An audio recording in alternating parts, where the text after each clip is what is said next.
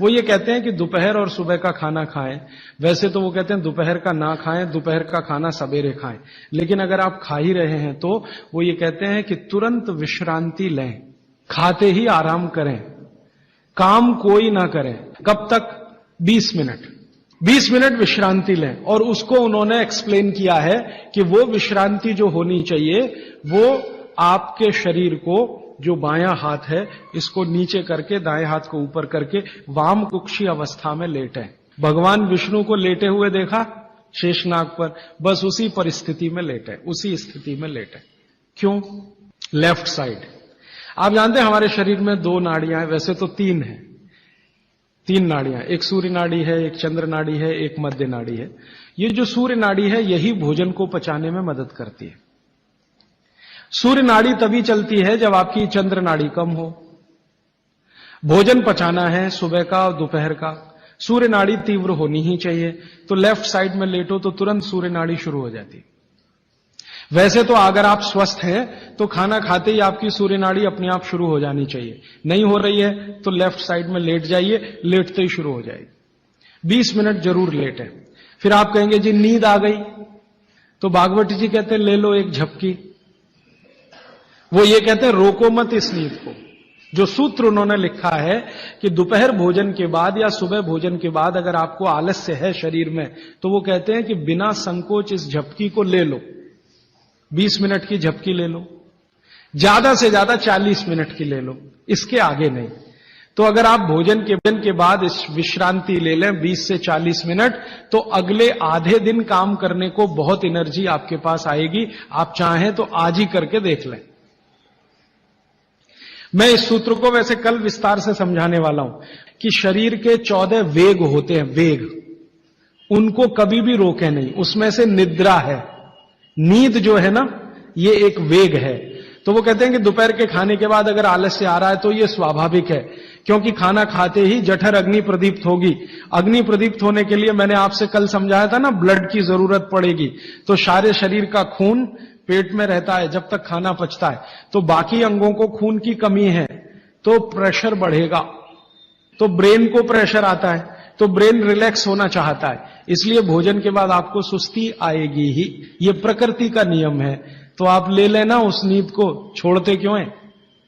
बहुत कीमती है, लोगों को मिलती नहीं, लोगों को मिलती नहीं। गोलियां खाते हैं फिर भी नहीं आती। मैं आपको और एक छोटी सी जानकारी बताऊं कि भागवत जी के इस सूत्र पर यूरोप और अमेरिका में बहुत रिसर्च हो रही है आजकल। और ब्राजील और मैक्सिको और ऑस्ट्रेलिया, तीनों देश की सरकारें 2008 में कानून बनाने जा रही हैं कि हर एक कर्मचारी को लंच के बाद झपकी लेने के लिए ब्रेक देना कंपलसरी है। तो उन्होंने ये महसूस किया है कि जिन कर्मचारियों को दोपहर खाने के बाद वो झपकी लेने की छूट दे रहे हैं, उनकी काम करने की एफिशिएंसी 3 गुना बढ़ गई है। तो आप भी महसूस कर सकते हैं। और माताओं बहनों को तो विशेष विनती है, क्योंकि आपका घर का काम भी कुछ कम नहीं है। किसी भी फैक्ट्री को चलाना बहुत आसान है, घर चलाना बहुत मुश्किल काम है। और घर में भी सबसे मुश्किल काम है बच्चों को बड़ा करना। मैं मानता हूं दुनिया में इससे बड़ा कोई काम नहीं। तो आपको काम तो घर में भी है, आप भी भोजन के बाद एक झपकी लेने का नियम बना ही लो। सब काम छोड़कर झपकी ले लो, सब काम छोड़कर झपकी ले लो आप। क्योंकि मैं आपसे यह कह रहा हूं कि आपके शरीर के स्वस्थ रहने से ज्यादा बड़ा कोई काम नहीं है दुनिया में। कोई शर्म नहीं, सास की शर्म नहीं, ससुर की शर्म नहीं, पति की शर्म नहीं, बच्चों की शर्म नहीं।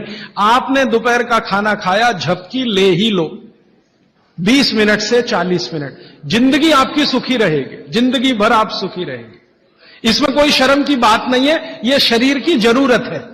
जैसे भूख लगती है तो हम खाना खाते हैं, इसमें क्या शर्म करते हैं? वैसे ही खाना खाते ही ब्लड प्रेशर बढ़ता है और ब्रेन को ज्यादा प्रेशर बर्दाश्त नहीं है, तो नींद लेना ही शरीर के लिए अच्छा है। तो आप ये कर लो। पुरुषों के लिए भी मेरी विनती है। आप कहेंगे जी दुकान में व्यवस्था नहीं, कुछ बना लो, आगे पीछे कुछ तोड़ ताड़ के ऐसी व्यवस्था कर लो कि खाते ही पैर सीधे करने को कुछ तो हो जाए। आप कहेंगे जी बैठ के ऐसी व्यवस्था कर लो कि खाते ही पैर सीधे करने को कुछ तो हो जाए। आप कहेंगे जी बैंक में काम करते हैं, बीमा कंपनी में काम करते हैं, तो मैं अमेरिका यूरोप की उन कंपनियों की लिस्ट दे देता हूं जहां पर यह नियम बन चुका है। आपके बैंक और बीमा वालों को वो लिस्ट दिखा दो कि जब ये अमेरिका और कनाडा और ब्रिटेन और ऑस्ट्रेलिया और न्यूजीलैंड में कानून बन सकता है तो हिंदुस्तान में क्यों नहीं। बागभट्ट तो हिंदुस्तान के थे। अब मैं आपको एक उल्टी बात कहता हूं, गुजरात में जाता हूं, मैं राजस्थान में जाता हूं, जयपुर जैसे शहर में, राजकोट जैसे शहर में, तो दोपहर को सारा बाजार बंद रहता है। कहां है जी? खाना खा के झपकी ले रहे हैं। बहुत सुखी लोग हैं, बहुत सुखी लोग हैं। काठियावाड़ में मैंने देखा है, क्या पोरबंदर, क्या राजकोट, क्या जामनगर, क्या जूनागढ़, क्या अमरेली, दोपहर को बाजार खुलेगा ही नहीं। और मैंने तो ऐसे ऐसे लोगों को देखा है कि ग्राहक आके खड़ा है करोड़ों रुपए लेके, सेठ जी कहेंगे जी शाम को आना 4 बजे के बाद। अरे सेठ जी मेरे पास बैग भरा है रुपयों का, शाम को ले आना, मुझे अभी इतनी फुर्सत नहीं है, मैं नींद ले रहा हूं। अब कुछ लोग गालियां देते हैं, क्या निकम्मे लोग हैं, दोपहर को सोते हैं। सोना ही चाहिए। जो पुराने शहर है ना हिंदुस्तान में, हर जगह ये देखने को मिलेगा, दोपहर के खाने के बाद सब झपकी लेंगे ही। अच्छा, अब इसका उल्टा सूत्र है आगे का, तो शाम के भोजन के बाद कभी भी विश्रांति नहीं लेना।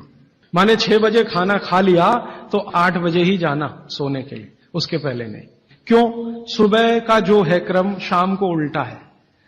सुबह सूर्य का प्रकाश है, पवन का स्पर्श बहुत तीव्र है, शाम को सूर्य का प्रकाश बिल्कुल नहीं है। तो शाम के लिए वो ऑब्जर्वेशन करके कहते हैं कि कभी भी खाने के बाद तुरंत सोना नहीं। अगर सोएंगे तो हार्ट अटैक, डायबिटीज, सब बीमारी आने की संभावना। अब आके एक तीसरा सूत्र उन्होंने लिखा है, दोनों को शायद मिलाया उन्होंने। वो ये कहते हैं कि सुबह और शाम को अगर जो आप ये दोनों नियम पालन नहीं कर पाते किसी कारण से, करें तो बहुत अच्छा है, नहीं कर पाते तो वो ये कहते हैं कि 10 मिनट के लिए वज्रासन में जरूर बैठ जाए, सुबह और शाम दोनों।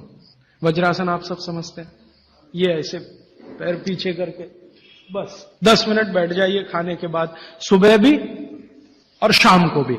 और प्राणायाम और योग में महर्षि पतंजलि ने कहा है कि भोजन के बाद जो किया जाने वाला आसन है वो ये एक ही है, बाकी कोई आसन आप नहीं कर सकते। महर्षि पतंजलि बागभट्ट के बाद के हैं।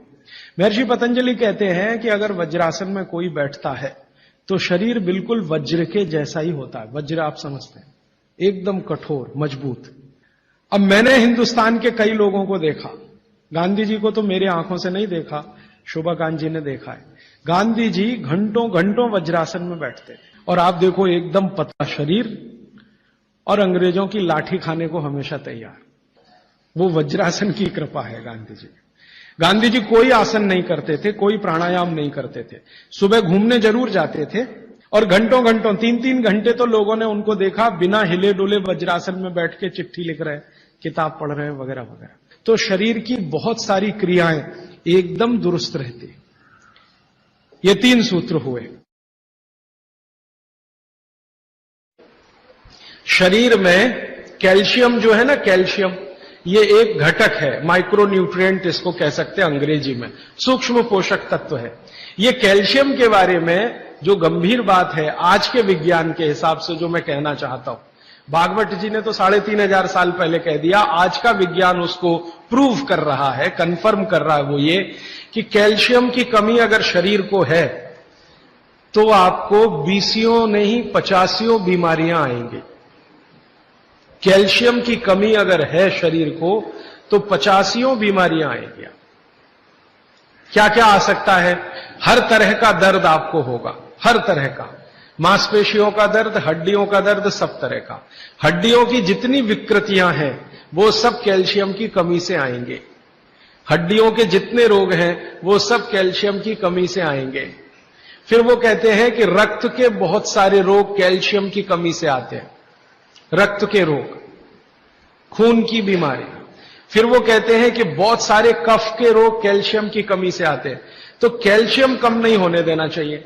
जो विज्ञान आज का कहता है, आधुनिक विज्ञान ये कहता है कि कैल्शियम वो माइक्रो न्यूट्रिएंट है, वो सूक्ष्म पोषक तत्व है जिसके शरीर में रहने पर ही दूसरे सूक्ष्म पोषक तत्व उपयोगी होते हैं। ये 12-15 साल का रिसर्च है। एक वाक्य में मैंने खत्म कर